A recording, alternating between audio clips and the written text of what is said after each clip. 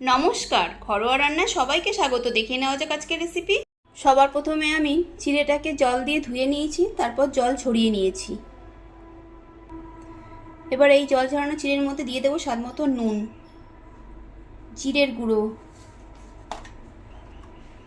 দেবো লঙ্কা গুঁড়ো, কিছুটা ধনে গুঁড়ো,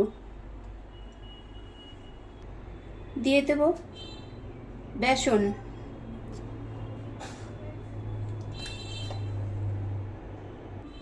আর এখানে নিয়েছি পেঁয়াজ, ধনেপাতা, কাঁচা লঙ্কা কুচি, সেগুলো এর মধ্যে দিয়ে দেব।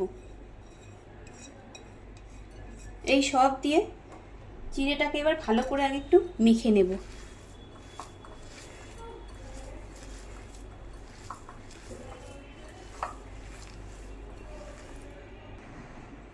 এবার এর থেকে কিছুটা অংশ নেব, আমি হাতে একটু তেল লাগিয়ে নিয়েছি।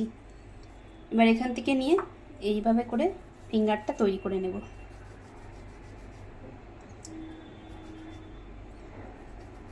তৈরি হয়ে গেল ফিঙ্গার। এভাবে সবগুলোকে আমি রেডি করে নিচ্ছি। এই যে সবগুলো ফিঙ্গারকে আমি এইভাবে রেডি করে নিয়েছি। গরম তেলে ফিঙ্গারগুলোকে ছেড়ে দিয়েছি।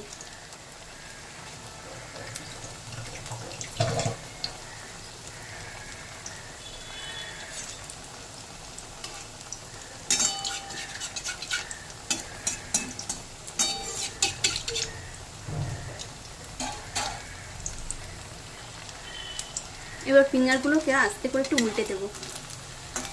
এই বর্ষার বিকেলে হঠাৎ করে কিছু খেতে ইচ্ছে করলে ঘরে থাকা কয়েকটি উপকরণ দিয়ে কিন্তু এই চটপটা চিড়ের ফিঙ্গারটা বানিয়ে নেওয়া যেতে পারে। আশা করছি আপনাদেরও কিন্তু এটা বানালে খেতে ভালোই লাগবে। একবার এইভাবে বানিয়ে দেখবেন।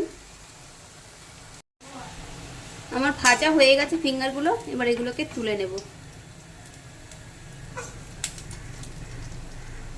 চিড়ের ফিঙ্গারগুলোকে আমি একটি প্লেটে সার্ভ করে নিয়েছি। এভাবে আপনারাও বানিয়ে নিতে পারেন ঝটপট সন্ধ্যের স্ন্যাক্স আইটেম চিড়ের ফিঙ্গার। আশা করছি আপনাদেরও ভালো লাগবে।